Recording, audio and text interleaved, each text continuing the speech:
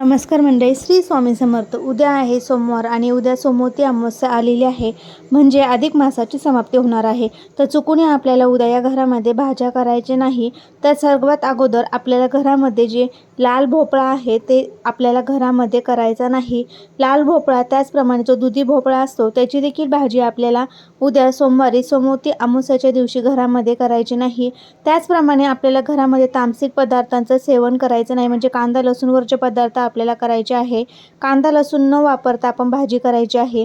त्याचप्रमाणे बघा, आपल्याला नॉनव्हेज म्हणजे चिकन, मटण, माशी, अंडी याचं देखील सेवन आपल्याला सोमवती अमावस्याच्या दिवशी करायचं नाही.